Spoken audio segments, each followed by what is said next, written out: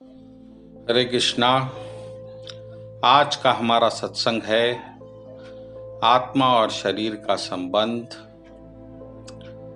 भगवद गीता के दूसरे अध्याय के 22वें श्लोक में प्रभु कह रहे हैं कि जिस तरह शरीर पुराने वस्त्रों को और बेकार वस्त्रों को त्याग कर नए और नूतन वस्त्र ग्रहण करता है, उसी तरह आत्मा भी पुराने और बेकार शरीर को छोड़कर नए शरीर को धारण करती है। अब इस श्लोक को विस्तार से समझेंगे। प्रभु कह रहे हैं कि वस्त्र का अपना एक स्थान है हमारे जीवन में। ये शरीर के साथ रहते हैं, शरीर से जुड़े हुए रहते हैं और शरीर को ढांपते हैं।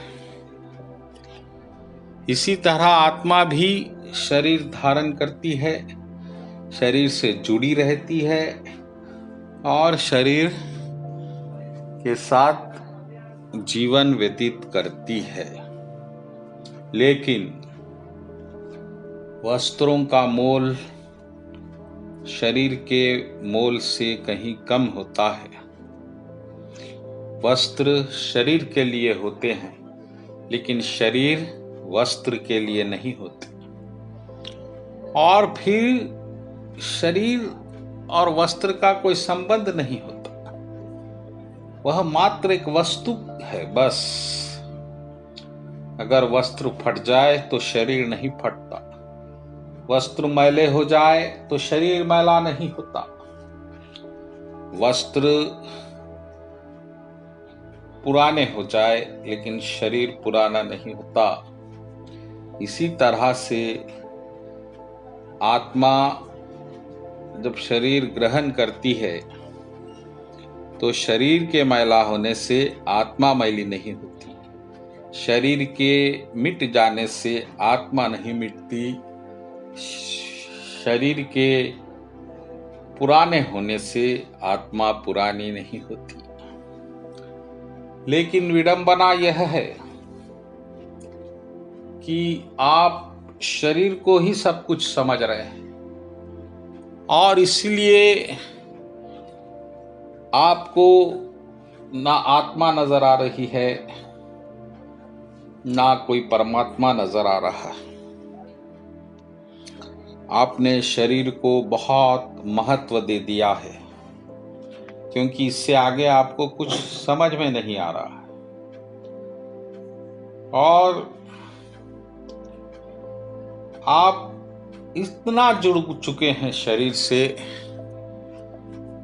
कि अब आप उसे त्यागने के लिए भी तैयार नहीं है और इसीलिए प्रकृति को आपसे छीनना पड़ता है।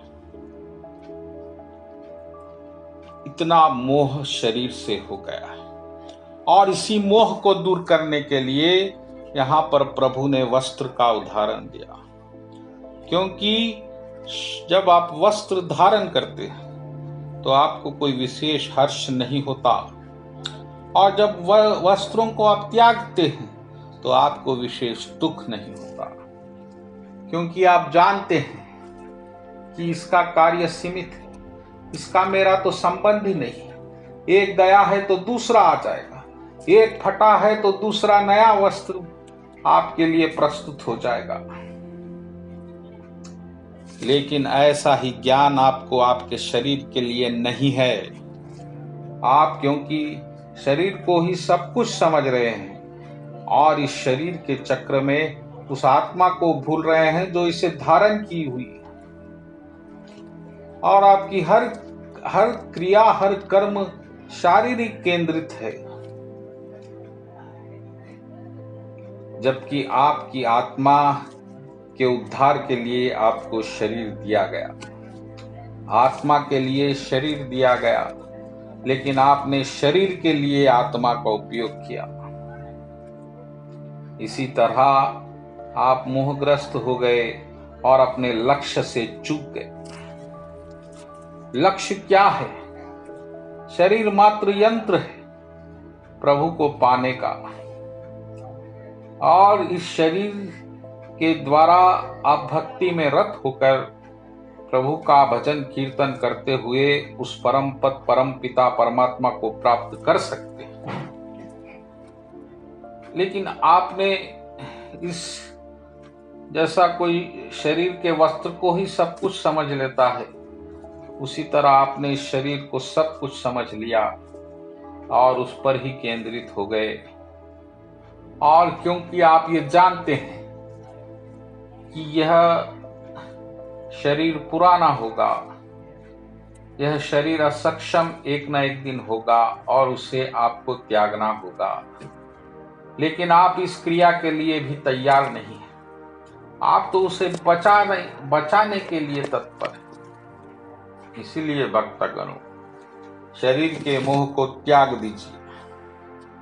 दीदी जी ने देवताओं के मांगने से, देवताओं के उद्धार के लिए अपने शरीर को तिनके की भांति त्याग दिया था। एक ही उद्देश्य से आपको शरीर दिया गया है कि आप इस शरीर से भगवत प्राप्ति करेंगे, परमात्मा की प्राप्ति करेंगे। और यह संभव जब ही है जब आपके त्यागने का समय आएगा। त्यागने के वक्त, शरीर के त्यागने के वक्त अगर आप प्रभु के भाव में, कृष्ण भाव में शरीर त्यागेंगे तो प्रभु का वादा है भगवत गीता में कि आपको फिर एक ऐसा शरीर देंगे जिसे फिर त्यागने की आवश्यकता नहीं, जो अजन्म होगा, जन्म मृत्यु से परे होगा, दिव्य होगा, अनंत होगा, शाश्वत होगा और परम होगा। इसी उद्देश्य से आपको शरीर मिला है, एक यंत्र की भांति, एक वस्त्र की भांति। लेकिन आपने उसी को सब कुछ अस्तित्व समझकर, आत्मा को भुलाकर बस उसी के कार्यों में उलझ गए। और अब आपको कोई मार्ग नजर नहीं आ रहा है और काल आपके पीछे पड़ा हुआ है आपके शरीर को हटाने के लिए। इसीलिए भक्तगणों, शरीर का महत्व मात्र इतना है कि वह प्रभु प्राप्ति का मात्र साधन है। जिस तरह वस्त्र आपके शरीर को ढाकने का मात्र साधन, इससे महत्व आप उसको ज्यादा देंगे तो फिर आप अपने लक्ष्य से चूक जाएंगे और फिर यह जन्म बिना प्रभु प्राप्ति के आपका व्यर्थ हो जाएगा। इसीलिए भक्तगणों, प्रभु ने इसको वस्त्र का उदाहरण दिया है। वस्त्र का मोल शरीर के मोल से बहुत कम होता है। इसी तरह आप भी शरीर के मोल को बहुत कम रखिए, उसको सदुपयोग में रखिए, उसको प्रभु प्राप्ति के मार्ग में लगाइए और फिर बाकी के व्यर्थ कार्यों को छोड़ दीजिए जो आपके मात्र शरीर उद्धार के लिए। जिस तरह आपके मन का उद्धार, अहंकार का उद्धार, ये सब, ये धन केंद्रित जो भी कार्य है शरीर के, इसे कम से कम करिए और ज्यादा से ज्यादा आपका समय प्रभु प्राप्ति, प्रभु भजन कीर्तन, नाम जपन, सत्संग और लीला गुणगान में रखिए। इसी में आपका उद्धार है। और यही प्रभु कहना चाह रहे हैं कि उसे वस्त्र के भांति आपको त्यागना है। जब त्यागने का समय आए तो आप खुशी खुशी उसे त्यागिए।